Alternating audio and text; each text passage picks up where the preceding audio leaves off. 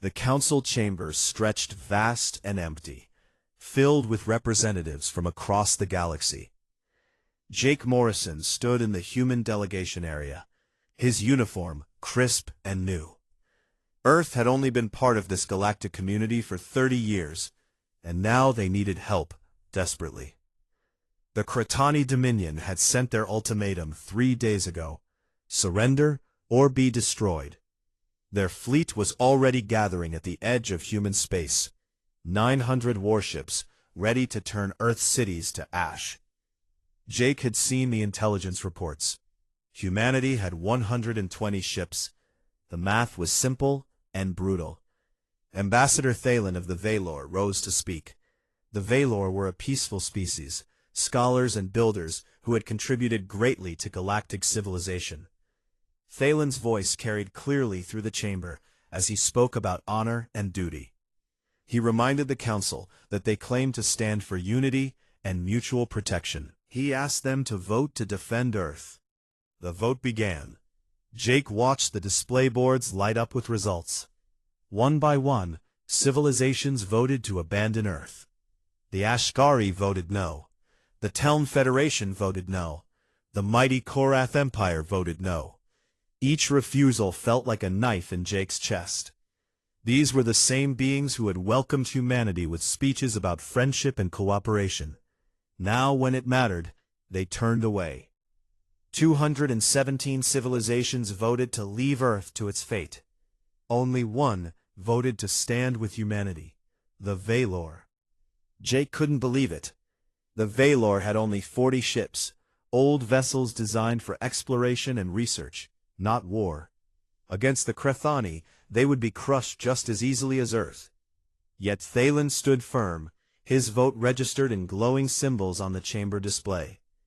After the vote, Jake found Thalen in one of the side chambers. The Valor ambassador looked tired but resolute. Jake had to ask the question burning in his mind. "Why?" Jake said. "Your people will die alongside us. For what?" Thalen looked at him with eyes that held ancient sadness. "Because standing alone is the most terrible thing in the universe. No one should face the end without a friend beside them." 3 days later, Jake stood on the bridge of the ESS Liberty, humanity's flagship. The combined human and Valor fleet held position near Luna, Earth's moon. Admiral Sarath commanded the Valor ships from the Eternal Light. The old explorer vessel had been hastily fitted with weapons it was never designed to carry. Kratani fleet entering sensor range. Lieutenant Karen Price reported from her tactical station. Her voice stayed steady, but Jake saw her hands tremble slightly. Confirming previous estimates, 900 vessels. Jake looked at the display. The Kratani ships appeared as red markers, a vast cloud of death approaching their position. The human and Valor ships showed as blue markers, so few by comparison. 160 ships against 900. "All ships, this is Commander Morrison," Jake said into the fleet communication channel. "We hold this line. We protect Earth. Whatever happens today, we make them pay for every meter they take." The Valor ships moved into formation alongside the human vessels. Admiral Sarath had shared his tactical data freely, and the two fleets had practiced coordination for the past 72 hours. It wasn't much time, but it would have to be enough. The Kratani didn't bother with communication. They simply opened fire. The battle began with a massive exchange of missiles. Human point defense systems shot down hundreds of incoming warheads, but many got through. The ESS Vancouver exploded in a ball of fire. 2 Valor ships disintegrated under focused energy weapons fire. Jake coordinated the human defensive formations, while Sarath handled the Valor ships. They had agreed on a strategy of mutual support, using their smaller numbers to create concentrated firepower at key points. When Kratani ships pressed the human left flank, Valor vessels swept in to provide covering fire. When a Kratani cruiser group tried to envelope the Valor right, human destroyers counterattacked with missiles and torpedoes. The battle raged for hours, space filled with debris and burning ships. Jake watched as the ESS Defiant rammed a Chthoni battleship, both vessels exploding in a cascade of energy. Captain Stevens had made that choice deliberately. His last transmission a simple, "For Earth." On the second day of fighting, the Chthoni changed tactics. They stopped trying to break through the defensive line, and instead began wearing it down with sustained fire from maximum range. It was a smart strategy. They could afford the slow approach. The defenders could not. Jake's tactical display showed the situation clearly. They had lost 40 human ships and 15 Valor vessels.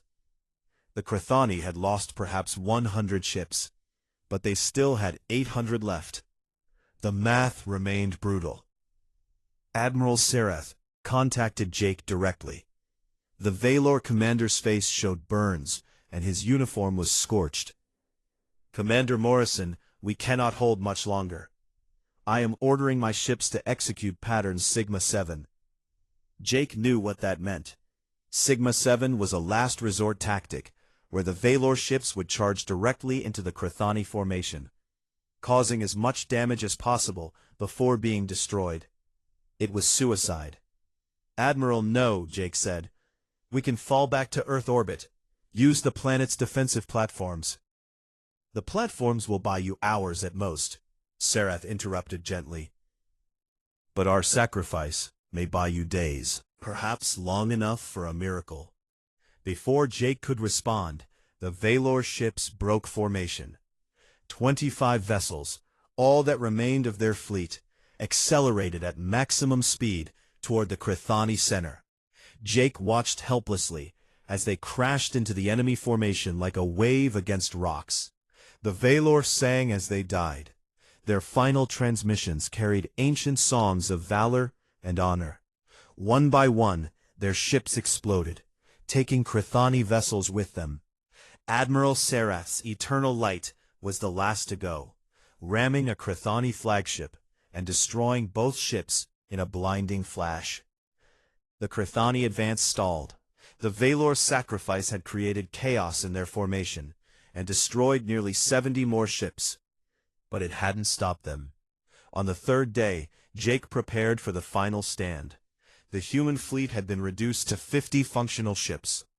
Earth's orbital platforms stood ready for their last fight. Jake looked at the planet below, so blue and beautiful, and wondered if anyone would remember this battle. Then the miracle happened. The Chthoni fleet began to withdraw. Intelligence reports came in quickly. A rebellion had erupted in Chthoni territory, a major uprising that threatened their empire. They needed their fleet elsewhere. Earth had been saved, not by defeating the enemy, but by surviving long enough for the enemy to have other problems. Jake stood among the wreckage of Luna Station a week later. Debris fields stretched in every direction, the remains of ships and sailors who had given everything. Ambassador Phelan was there, one of only a few hundred Valor survivors from the 40 ships they had committed. "Why did you stay?" Jake asked. "Why did Admiral Serath and all those others die for us?" Phelan looked at the debris, at the memorial markers floating in the darkness. "Because you were alone. Because it was right. Because some things matter more than survival." Jake felt something change inside him. The Galactic Council had shown humanity what their promises meant. But the Valor had shown them something else. They had shown that honor still existed, that friendship could be more than words. Earth withdrew from the Galactic Council the next month. The Council barely noticed, continuing their politics as if nothing had happened. But humanity noticed. Every human being alive knew the story of the Valor, knew the debt that could never truly be repaid. In schools across Earth, children learned about the Battle of Luna. They learned about Admiral Serath and the Eternal Light. They learned that the Valor had stood with them when the entire galaxy turned away. And they learned to remember. Jake Morrison would spend the next 15 years rebuilding Earth's fleet. Every ship he designed, every tactic he developed, Every officer he trained would be shaped by one simple truth. The Valor had stood with Earth when they were alone. Someday, somehow, humanity would return that favor. 15 years had changed everything. Lisa Hayes walked through the corridors of the new orbital shipyard, watching construction crews work on the latest Earth vessel. She had been a captain during the Battle of Luna, commanding a destroyer that barely survived. Now she wore an admiral's insignia and commanded the entire Earth defense fleet. The shipyard stretched for kilometers, a massive construction facility that dwarfed anything humanity had built before.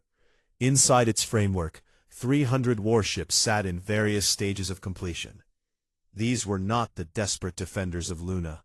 These were predators, designed by officers who had learned hard lessons about warfare.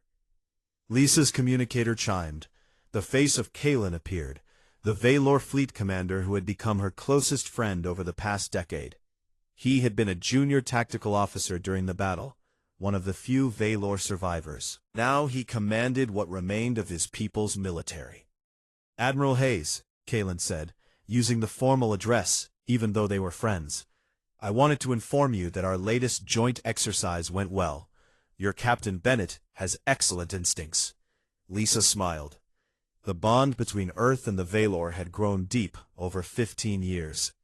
Human engineers worked on Andara Prime, helping rebuild Valor industry. Valor scientists taught at Earth universities, sharing knowledge freely. The two civilizations had become true partners, united by blood spilled together.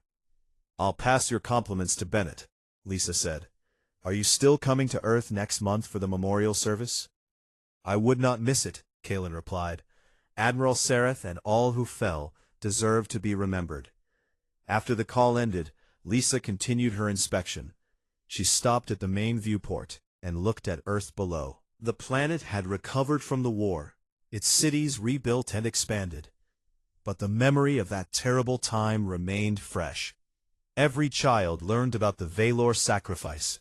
Every officer trained with the knowledge that someone had stood with them when no one else would. Meanwhile, the Galactic Council continued as it always had. Earth maintained minimal contact, sending Ambassador Peter Grant to mandatory sessions, but refusing to participate in Council military operations. Grant spent most of his time reading reports and counting the minutes until he could leave. The Valor had suffered for their loyalty to Earth. Other Council members viewed them as unreliable, too emotional, too willing to sacrifice practical concerns for abstract principles. Trade agreements that had benefited the Valor for centuries were quietly amended. Their diplomatic influence had faded, but they never regretted their choice. Lieutenant Danny Price sat in the Academy classroom, listening to Commander Jake Morrison teach tactical doctrine. Morrison had retired from active fleet duty, but still trained the next generation of officers. The lesson today focused on asymmetric warfare, how a smaller force could defeat a larger one through superior tactics and coordination. Morrison explained, pulling up battle diagrams from Luna. The Chthoni had every advantage, Morrison said. More ships, better weapons, strategic positioning. But they made one critical mistake. They underestimated the value of coordination and sacrifice. Danny took notes carefully. He had been born after the Battle of Luna, but it shaped his entire worldview. The Academy was built on the principles learned in that desperate fight. Every cadet studied the Valor tactics, learned their language, understood their culture. Earth would never forget who their real friends were. The warning came on a Tuesday morning. Long-range sensors detected massive Chthoni fleet movements near Valor space. Intelligence analysts worked overtime to determine the enemy's intentions. The conclusion was grim.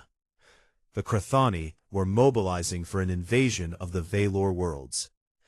The Chthoni Dominion had never forgotten their withdrawal from Earth 15 years ago. In their culture, such retreats were marks of shame that demanded correction. They had spent years rebuilding their fleet, and now they had chosen their target. The Valor had fewer than 70 ships total. The Chthoni were assembling 900. Lisa received the intelligence report in her office. She read it twice, feeling cold fury build in her chest. The Chthoni were going to crush the Valor, the same way they had tried to crush Earth. And once again, the galaxy would have to choose whether to help. The Galactic Council convened 3 days later. Ambassador Thalen, now elderly but still serving his people, addressed the council. His voice carried the weight of years and sorrow. He reminded them of the Valor's contributions to galactic civilization, their centuries of peaceful cooperation, their commitment to knowledge and progress. He asked them to stand with the Valor against the Chthoni threat. The vote began. Peter Grant watched from the human delegation area, his face carefully neutral. But inside, he already knew how this would end. The Council had not changed. They were the same beings who had abandoned Earth 15 years ago. 219 civilizations voted to leave the Valor to their fate.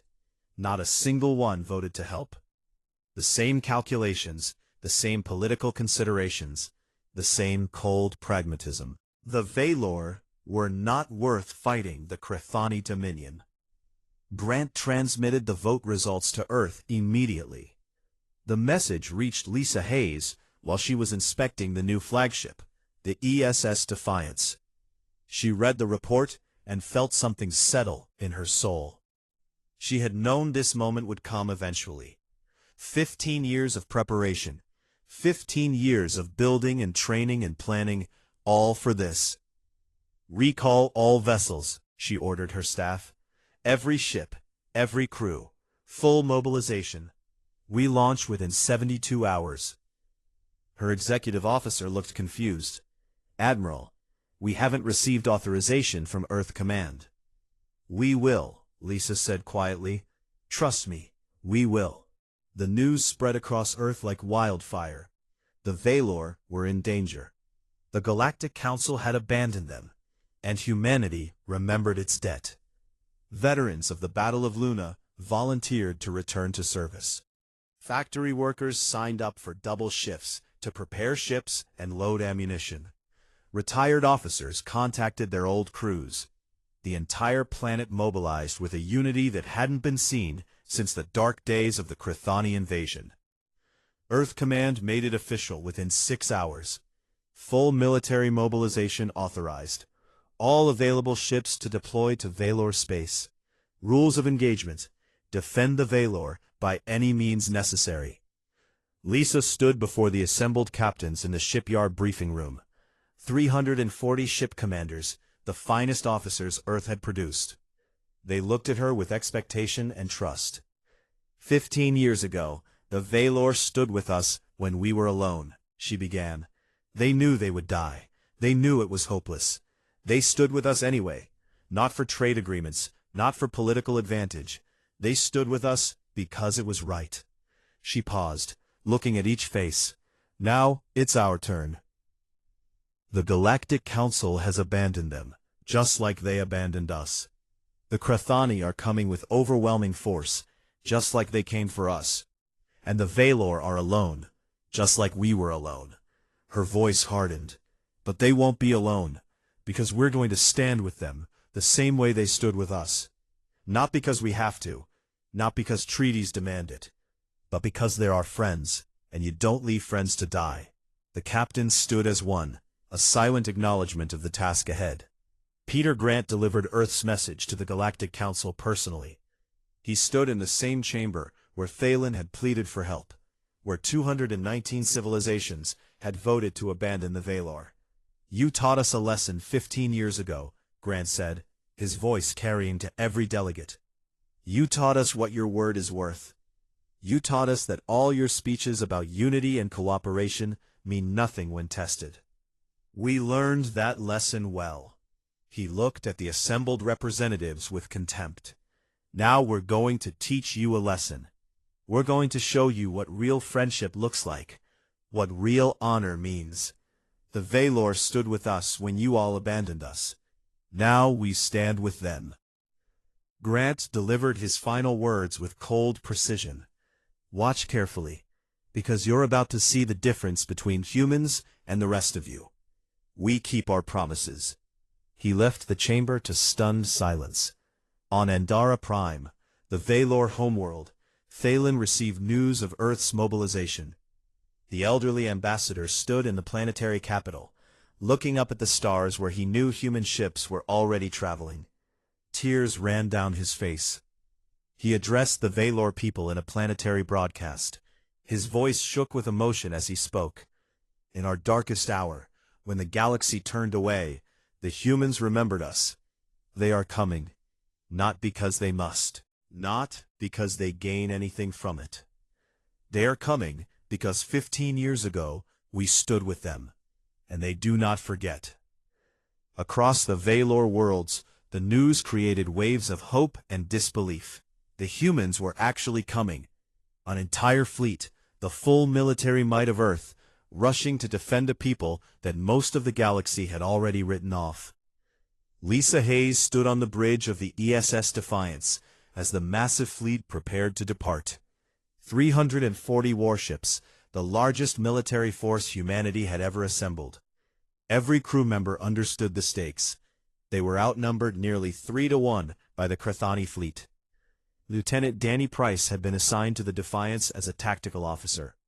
He had requested the posting specifically, wanting to serve on the flagship during what everyone knew would be a historic battle. All ships report ready for departure, the communications officer announced. Lisa took a deep breath. 15 years of waiting. 15 years of preparation. All coming down to this moment. Take us out, she ordered. Maximum speed to Valor space. Let's go repay a debt. The Earth fleet jumped to faster-than-light speed. 340 ships racing toward a battle that would decide the fate of their closest friends. Behind them, Earth watched and waited. Ahead of them, the Valor prepared for a fight they knew they couldn't win alone. But they wouldn't be alone. Not this time. The Earth fleet traveled through the darkness between stars. 340 warships, moving in perfect formation. Lisa Hayes stood on the bridge of the ESS Defiance, watching the tactical display that showed every vessel in their armada. 8 days of travel at maximum speed.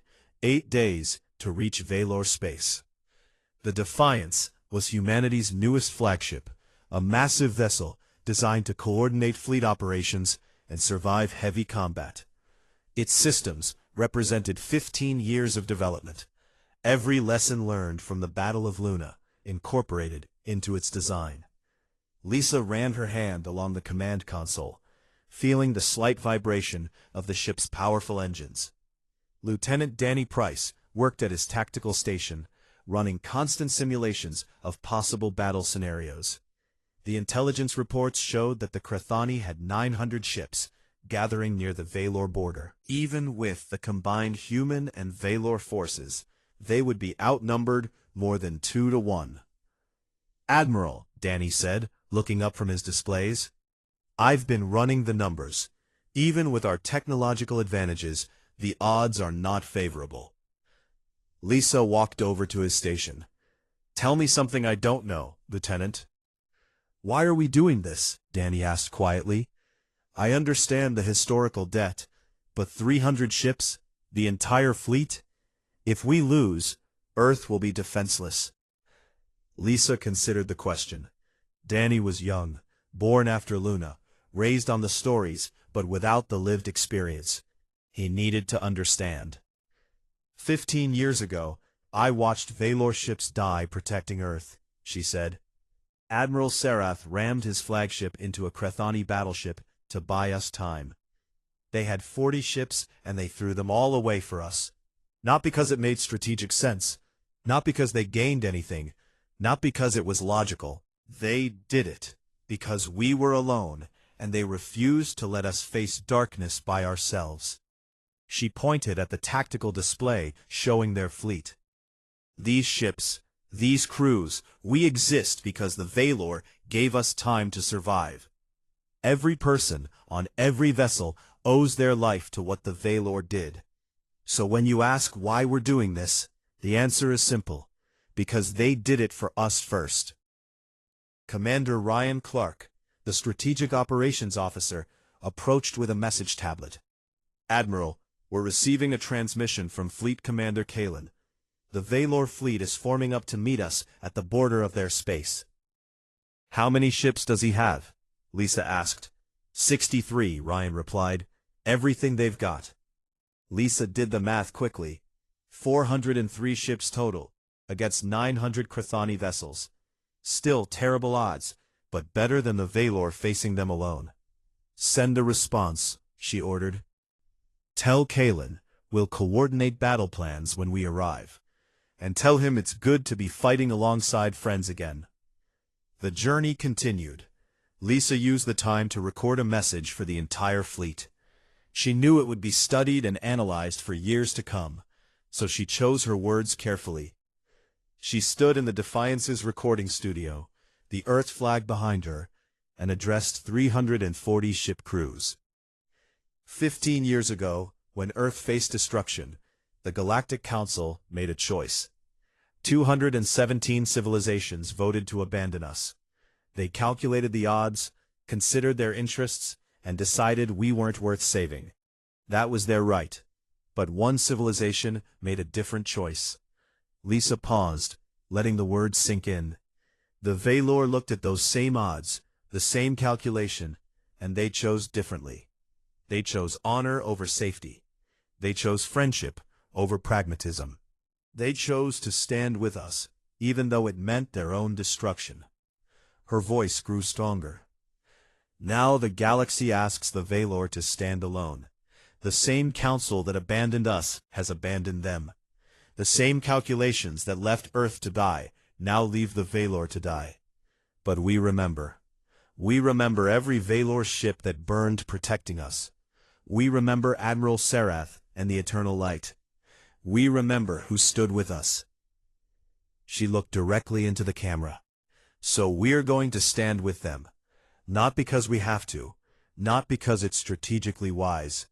We're going to stand with them because they're our friends, and that means something.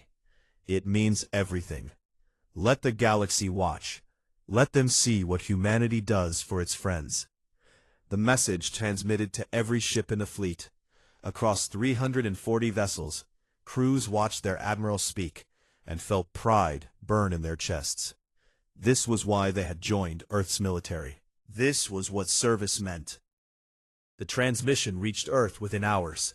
News networks broadcast it continuously. Citizens gathered in public spaces to watch, many with tears in their eyes. The Galactic Council received copies too, though most delegates deleted them without watching. On the 5th day of the journey, Lisa received a private communication from Kalen. The Valor commander's face appeared on her screen, and she could see the emotion he was trying to contain. Lisa, he said, using her first name as he did when they were alone. My people cannot believe you are coming. After the council vote, we thought we would face this alone. We were preparing to make the same sacrifice my predecessors made for you. You won't have to, Lisa said firmly. We're not letting you fight alone. The odds are terrible, Kalen pointed out. You could lose your entire fleet. Earth would be defenseless. The Valor faced the same odds for us, Lisa replied. You didn't hesitate then. We won't hesitate now. Kalen nodded slowly. I have studied your tactical developments. Your fleet has capabilities we lack. If we coordinate properly, we might actually survive this. We'll do more than survive, Lisa said. We're going to win. I've been preparing for this fight for 15 years, Kalen. I know exactly how to beat the Krathani. They spent the next hour reviewing tactical plans. Lisa explained her strategy of using the terrain of the Valor system to negate the Krathani numerical advantage. Kalen provided detailed information about defensive positions and sensor networks throughout Valor space.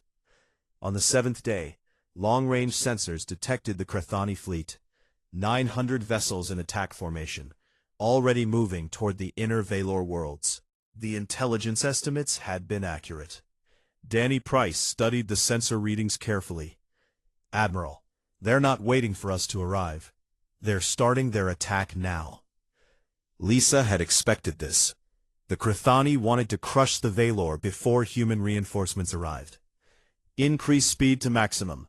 All ships, emergency acceleration. We need to reach Valor space before they hit the inner worlds. The fleet pushed their engines to the limit, racing against time. Lisa watched the tactical display anxiously. The Crithani were 12 hours ahead of them, already engaging Valor border defenses. She could see the small skirmishes lighting up her sensors. Valor ships fighting desperate delaying actions. Contact from Fleet Commander Kalen, the communications officer announced. Kalen's face appeared on screen, and Lisa could hear weapons fire in the background. Admiral Hayes, the Crithani have engaged our outer defense line. We are falling back toward Andara Prime as planned, but we are taking casualties. Hold on, Kalen, Lisa said. We're 8 hours out. Just hold on. The Valor commanders smiled grimly. We have held out for 15 years, waiting to repay your friendship. We can hold 8 more hours. The final approach to Valor space felt endless. Lisa paced the bridge, watching the time tick down. Ryan Clark coordinated with the other ship captains, ensuring everyone understood the battle plan. Danny Price monitored the ongoing fighting, tracking Valor casualties with growing concern. 6 Valor ships lost, Danny reported.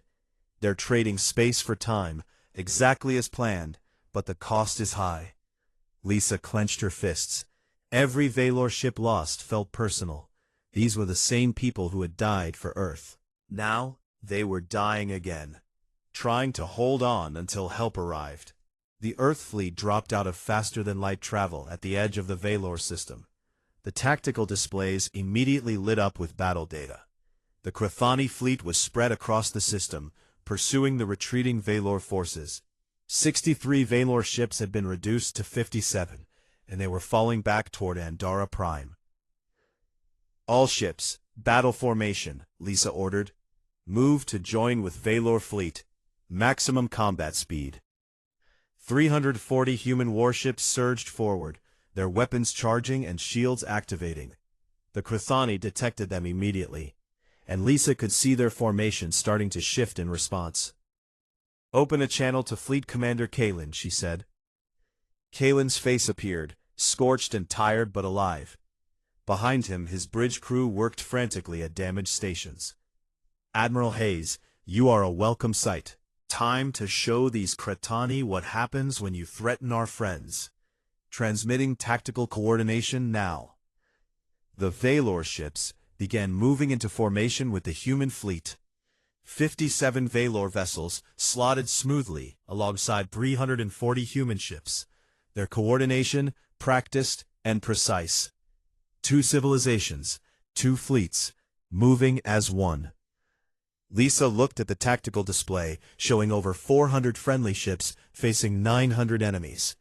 The odds were still terrible, but they were together. That made all the difference. All ships, she broadcast across both fleets. Today, we fight not for territory or resources. We fight for each other. We fight because that's what friends do. Human and Valor, side by side, just like at Luna. Let's show them what that means. The combined fleet accelerated toward the Crithani, weapons ready and shields bright. The battle was about to begin. Danny Price watched the enemy fleet on his tactical display. Hundreds of red markers representing Crithani warships. He took a deep breath and checked his weapon systems one final time. Here they come, he said quietly. Lisa Hayes stood at the center of her bridge, surrounded by her crew, supported by her fleet, fighting alongside friends. 15 years of waiting, 15 years of preparation, all coming down to this moment. Engage, she ordered. The Battle of Andara had begun. The first missiles crossed the darkness between the fleets. Hundreds of warheads streaking through space. Lisa Hayes gripped the command console as the ESS Defiance's point defense systems opened fire, shooting down incoming threats. All around her bridge, officers called out status reports and target coordinates. Direct hit on the ESS Portland, Lieutenant Danny Price reported from Tactical. She's lost main power, but still fighting. The battle had started at the edge of the Andara system, where Krathani ships had spread out to hunt down the Valor fleet. Now they had to deal with over 400 human and Valor vessels fighting in coordinated formation. The Krathani had numbers, but the combined fleet had prepared for this fight. Lisa watched her tactical display carefully. The Krathani were trying to use their superior numbers to surround the Allied fleet, a standard tactic that had worked for them many times. But Lisa had studied their methods for 15 years. She knew how they fought, knew their patterns, knew their weaknesses. All ships execute Delta formation, she ordered. Begin fighting retreat toward Andara Prime. The combined fleets started falling back, maintaining tight formation while exchanging fire with the pursuing Krathani. To the enemy, it would look like a desperate defensive maneuver. In reality, Lisa was leading them into a carefully prepared trap. Commander Ryan Clark coordinated the tactical battle, directing specific ship groups to engage priority targets. Cruiser Squadron 3, focus fire on that Krathani battleship.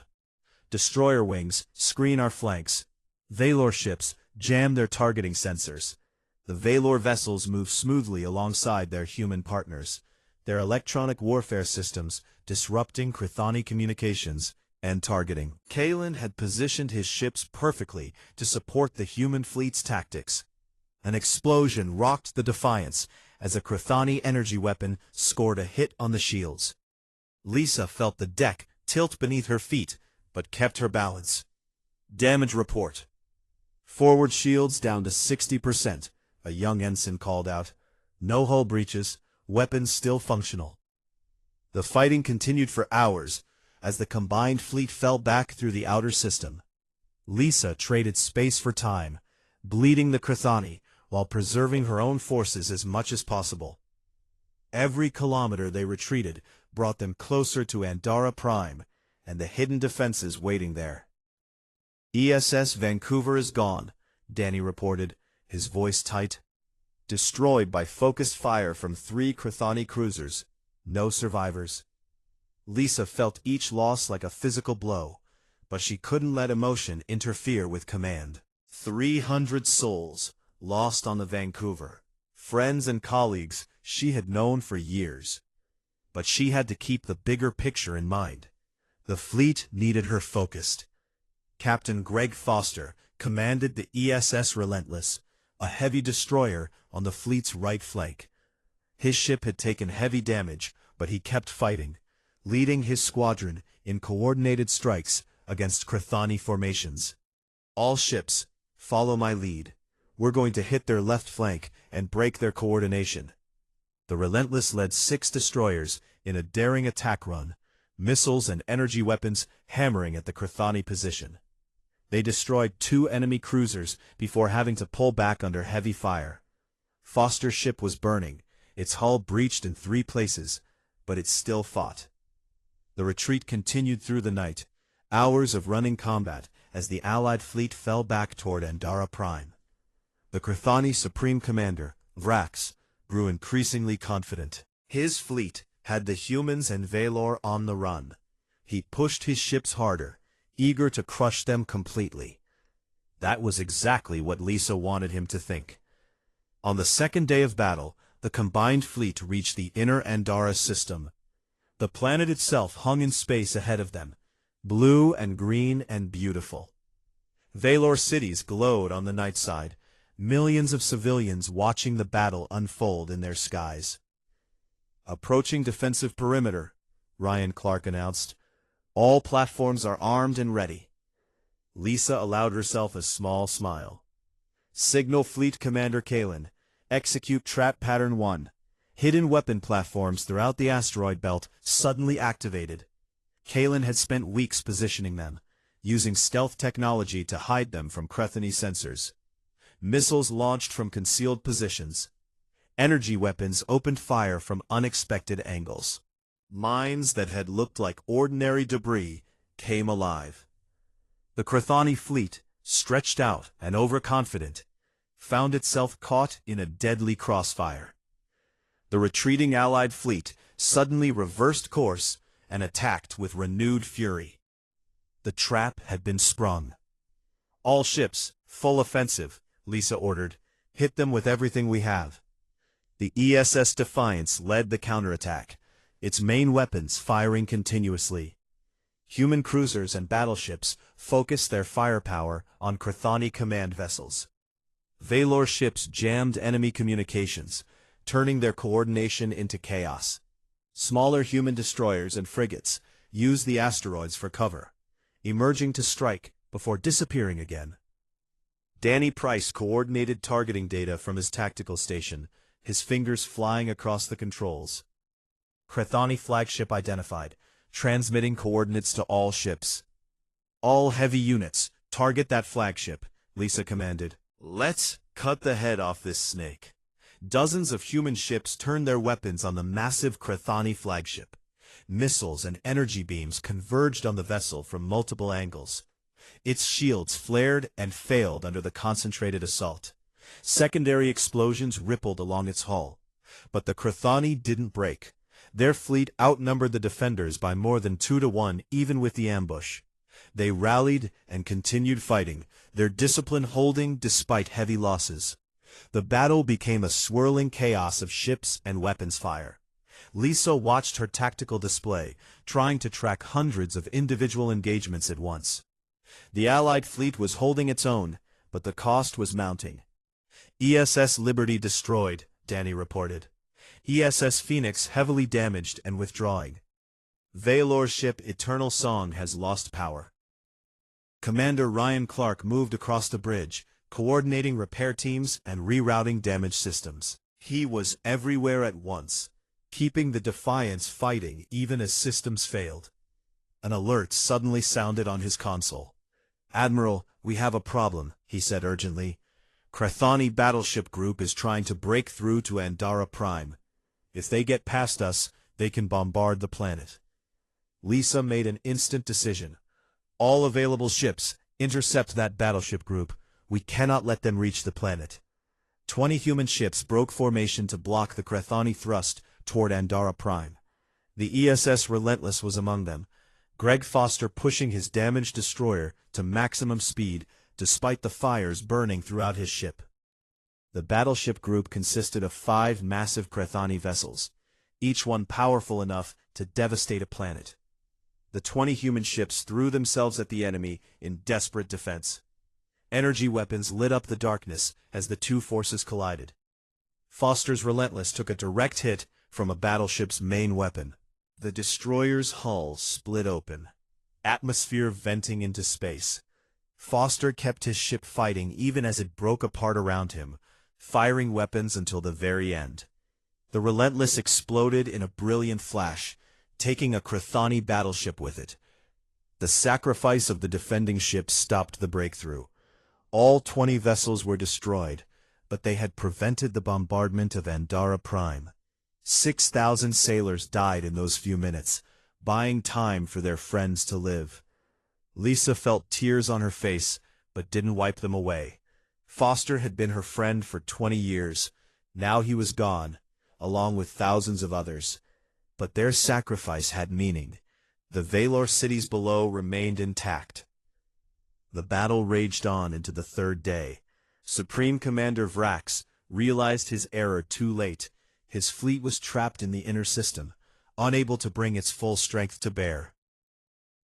The defensive terrain favored the smaller Allied fleet, and human tactics were turning Chthoni numbers into a disadvantage. "Send the Chthoni a message," Lisa ordered. "Offer them surrender terms." The message went out across all frequencies. "Withdraw immediately and never return to Valor space, or be destroyed completely." It was a generous offer considering the circumstances. Vrax faced an impossible choice. Surrender would humiliate him and possibly end his rule. But continuing to fight would result in the destruction of most of his fleet. He chose pride over wisdom, and ordered his forces to fight to the last ship. The next 6 hours were the bloodiest of the entire war. The Crithani fought with desperate fury, but they were trapped and outmaneuvered. Human and Valor ships pressed the attack without mercy, remembering every friend lost, every world threatened, every broken promise from the Galactic Council. An explosion tore through the Defiance's bridge. Lisa was thrown to the deck, her ears ringing. She looked up to see Ryan Clark lying motionless, killed by flying debris. Several other officers were down, their stations destroyed. Danny Price climbed out from under his collapsed console, blood running down his face. He staggered to the tactical station and began calling out targets, his voice shaking but determined. Crithani cruiser at bearing 270, recommending full missile spread. Lisa pulled herself upright, ignoring her own injuries. All ships, maintain formation. We hold this line. The battle finally ended as the last Crithani ships attempted to flee the system. Of 900 vessels that had entered Valor space, fewer than 200 escaped. The Allied fleet had destroyed or disabled over 700 enemy ships. But the cost had been terrible. The combined human and Valor fleet had lost 133 ships. Tens of thousands of sailors from both civilizations would never go home. Lisa stood on the damaged bridge of the Defiance, looking at the tactical display that showed the aftermath. Debris fields stretched across the entire inner system. Ships drifted powerless. Rescue operations were already underway, trying to save survivors from damaged vessels. A transmission came through from Fleet Commander Kalen. His face appeared on the screen, scorched and exhausted. His ship had taken heavy damage, but he had survived. "Admiral Hayes," Kalen said, and his voice broke with emotion. "You came. You actually came." Lisa nodded, too tired for elaborate words. "You came for us first. We just returned the favor. The debt is repaid, my friend. Fully and completely repaid." "There was never a debt," Lisa said quietly. "Friends don't keep score." On Endara Prime, millions of Valor watched the sky where the battle had raged. They had seen human ships burn to protect their world. They had watched 340 vessels travel across the galaxy to stand with them. Ambassador Thalen stood in the capital city, tears streaming down his face, and whispered thanks to friends he would never forget. The Battle of Endara was over. The Valor had survived, and the galaxy had witnessed something it had forgotten was possible: true friendship that transcended calculation and endured any cost. News of the Battle of Endara spread across the galaxy like wildfire. The impossible had happened. A combined human and Valor fleet had defeated the Crithani Dominion, destroying over 700 ships and breaking their military power. Every news network, every diplomatic channel, every communication system carried the story. The Galactic Council convened an emergency session. 219 civilizations that had voted to abandon the Valor now had to explain why humanity had succeeded where they had refused to try. The council chambers filled with uncomfortable delegates trying to find the right words. Peter Grant attended the session, sitting in the human delegation area with a cold expression. He listened as various council members attempted to congratulate Earth on its military victory, while carefully avoiding any mention of their previous votes. Their words were hollow, and everyone in the chamber knew it. When his turn came to speak, Grant stood slowly. The chamber fell silent. Every delegate watched him, wondering what the human ambassador would say. "You congratulate us on our victory," Grant began, his voice carrying clearly through the vast space. "But you misunderstand what happened at Endara. This was not about victory. This was not about military power or strategic advantage. This was about honoring a debt that every human being felt in their bones." He paused, letting his words sink in. 15 years ago, You made a calculation. You decided Earth was not worth defending. That was your right. You are sovereign beings making sovereign choices. But the Valor made a different calculation. They decided that doing the right thing was worth more than safety, worth more than pragmatism, worth more than political considerations. You taught us what the Galactic Council's word is worth. You taught us that your grand speeches about unity and cooperation are empty when they are tested. But the Valor taught us something different. They taught us what real friendship looks like, what real honor means, and we learned that lesson well. He looked directly at the Council leadership. Earth is done with your games. We are done with your calculations. From this day forward, Earth and the Valor stand together. Anyone who threatens one, threatens both. That is not a treaty. That is not a political alliance. That is a promise. And unlike some, we keep our promises.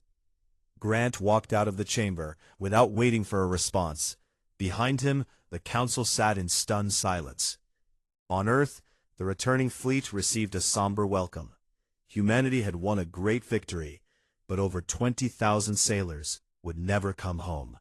Memorial services were held in every major city. Lisa Hayes attended dozens of them, standing with families who had lost loved ones in the battle. She visited the family of Commander Ryan Clark personally. His wife and 2 children listened as Lisa described how Ryan had kept the Defiance fighting, even as the ship burned around him, how his sacrifice had helped win the battle. She gave them his personal effects and the medal he had earned posthumously. He believed in what we were doing, Lisa told them. He understood why we had to stand with the Valor, because they stood with us first. The ESS Defiance, too damaged to repair economically, was decommissioned and converted into a memorial. The ship was placed in orbit around Earth, its scarred hull a permanent reminder of the Battle of Andara. Visitors could walk its corridors, see the damaged bridge where Ryan Clark had died, touch the weapons that had fought for their friends. Lieutenant Danny Price received a promotion to commander for his actions during the battle. He had kept the tactical systems operational even after the bridge was destroyed, coordinating weapons fire that destroyed 3 Krathani cruisers. When asked about his heroism, he simply said he was doing his duty. The Valor worlds entered a period of mourning and celebration. They mourned the ships lost, the sailors who would never return, the scars left by the battle. But they celebrated their survival and the friendship that had saved them. Fleet Commander Kalen worked alongside human engineers to rebuild damaged orbital facilities. The cooperation between the 2 species deepened even further. Valor scientists shared advanced sensor technology with Earth. Human military instructors trained Valor officers in the defensive tactics that had won the battle. On Andara Prime, a massive monument was erected in the planetary capital. 2 figures stood side by side, one human and one Valor, facing outward together. The inscription read in both languages, "Alone we fall, together we stand." Ambassador Thalen, now very elderly, attended the monument's dedication ceremony. He spoke to a crowd of millions, his voice amplified across the planet and transmitted to Earth and every Valor world. "For generations, our people will tell the story of this war," Thalen said. "Not just as a tale of battle, but as proof that the best of what we can be still exists in this galaxy. The humans remembered us. They crossed the stars to stand with us. They fought and bled and died for us. May we never forget them." The Galactic Council faced growing internal problems. Several smaller civilizations, watching Earth's example, began questioning why they should remain in a council that abandoned its members. Trade agreements that had held for centuries came under review. Political alliances began to shift. The Korath Empire, one of the Council's most powerful members, sent a private diplomatic message to Earth. They inquired about establishing direct relations outside Council channels. Peter Grant politely declined, noting that Earth had learned to judge civilizations by their actions, not their words. Other species were more sincere. The Tanari people, a small civilization of traders and explorers, formally requested to establish relations with the Earth-Valor Alliance. They had watched the Battle of Andara and decided they wanted to be part of something based on genuine friendship rather than political calculation. Lisa Hayes personally met with the Tanari ambassador. "If you join us, you must understand what that means," she told him. "We stand together. When one is threatened, all respond. This is not a treaty of convenience. This is a commitment." The Tanari ambassador agreed without hesitation. "That is exactly what we want. We have seen enough of alliances that exist only on paper." Over the next 5 years, 7 more civilizations joined what became known as the Friendship Alliance. They were small species, not military powers, but they shared a common belief that honor and loyalty mattered more than cold calculations. Together with Earth and the Valor, they formed a new kind of galactic community. The Krathani Dominion, meanwhile, collapsed from within. The loss of over 700 ships in a war they were supposed to win easily triggered rebellions across their territory. Subjugated species rose up against their oppressors. Supreme Commander Vrax was overthrown by his own officers and executed. Within 2 years, the Dominion fragmented into a dozen smaller, less aggressive states. Lisa Hayes retired from active military service 10 years after the Battle of Andara. She had given nearly 40 years to Earth's defense, from the desperate days of Luna through the triumph at Andara. The Academy named her its commandant, ensuring she could train the next generation of officers. Her first act as commandant was to make the history of the Valor friendship required study for every cadet.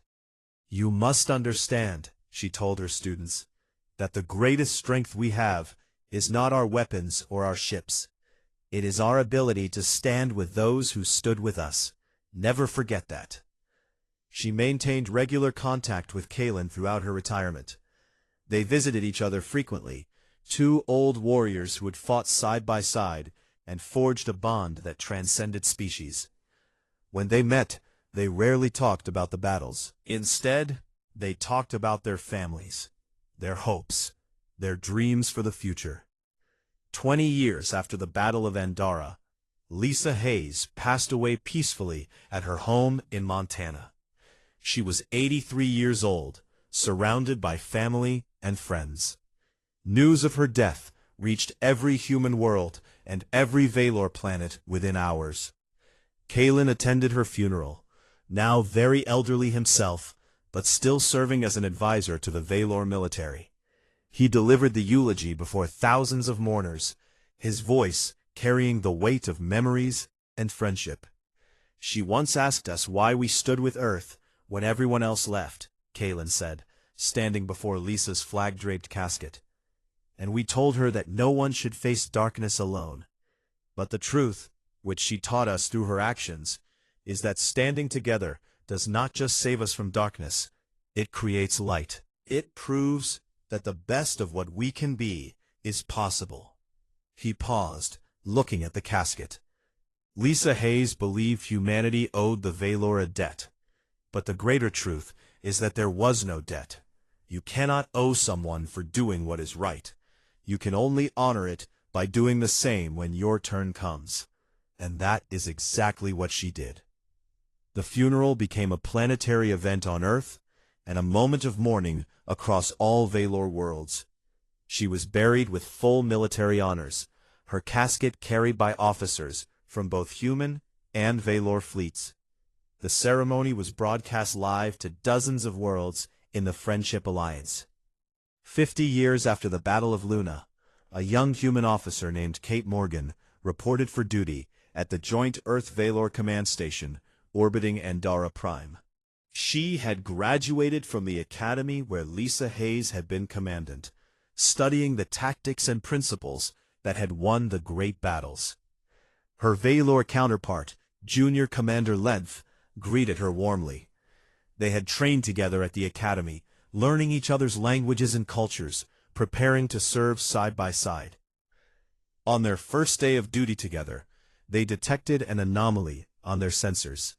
An unidentified fleet was approaching the border of Friendship Alliance space. Kate and Length worked together smoothly, their coordination the result of years of integrated training. "Unknown fleet," Kate said, reviewing the sensor data. "Potentially hostile. Should we send an alert?" Length studied his displays and then smiled slightly. "Yes, but follow standard protocols. We face this together." Kate sent the alert, and within hours, ships from both Earth and the Valor worlds responded. Human destroyers and Valor cruisers formed a joint response fleet, their movements coordinated and practiced. The alliance had become second nature. The unknown fleet turned out to be refugees from a distant conflict, seeking sanctuary. Kate and Length helped coordinate their arrival, guiding them to safe harbors on both Earth and Valor worlds. The Friendship Alliance granted them protection without hesitation. As the refugee ships settled into orbit, Kate stood at the observation window of the station, watching human and Valor vessels working together. She thought about the stories she had learned in school, about the Battle of Luna and the Battle of Andara, about Admiral Hayes and Commander Morrison, and all those who had proved that friendship could survive any test. The debt had been repaid long ago, but something greater had been created. Not just an alliance, but a genuine partnership that showed the galaxy a different way. A way where doing the right thing mattered more than political calculation, where standing with friends was worth any cost, where the bonds forged in hardship became stronger than steel. In the darkness of space, human ships and Valor ships flew together, their formation lights creating patterns that spoke of unity and trust. Other civilizations watched, and slowly began to understand that strength did not come only from weapons or numbers. Sometimes the greatest strength came from knowing who would stand with you, no matter the cost. The galaxy had tried to teach humanity that friendship was illogical, that honor was outdated, that survival required cold pragmatism. But humanity had learned a different lesson from the Valor. They had learned that some things were worth fighting for, worth dying for, worth crossing the galaxy to protect. And they had proved that when you stand with your friends, when you honor those who honored you, when you keep your promises even when others break theirs, you create something the galaxy cannot ignore. You create hope. You create light.